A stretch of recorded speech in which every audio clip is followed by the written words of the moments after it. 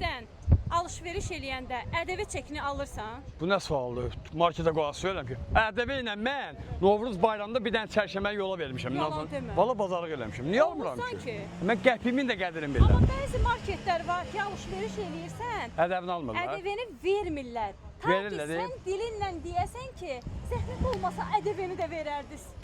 Niyə Ölürdüm mən elə bu kəlməni sənə demək Yox, üçün. ƏDV yerdir. Amma bugün maşın bazarında belə bir vaz çıxıb, qara rəng. ƏDV ilə satır bu bas. Sahibi deyir ki, bu maşını alan ƏDV ilə qarşılanacaq. Niyə ƏDV ilə biraz gülməli çıxar? Maşın qiyməti 5555 manatdır. ƏDV-sini də çıxardıb verəcək. Vallahi qaqa çıxardıb verəsən nədir? Həqi. Yetimal verin nətər eləsin sən? Polnu bak benzinden yola da sat. Hə, polnu bak benzinlə yola satacaq.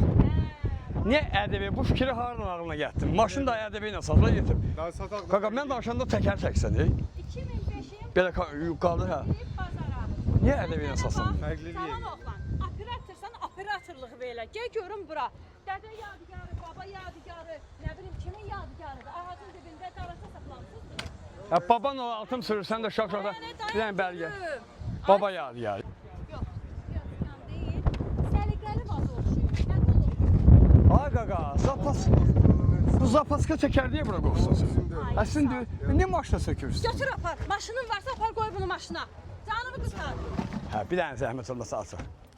Ay, pultdan açılır ki, maşallah. Qəşəng, Her şey bakıyor. qəşəng. Əla.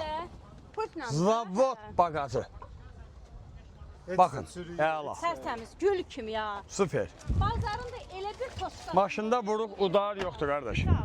Bazarın elə bir toskasında dayanıb ki. Bəli, düz qapının girişində. Çıxış bilinmir. Əsas odur ki, təmiz vaz istəyənlər, ƏDV ilə vaz istəyənlər gəlsin ha.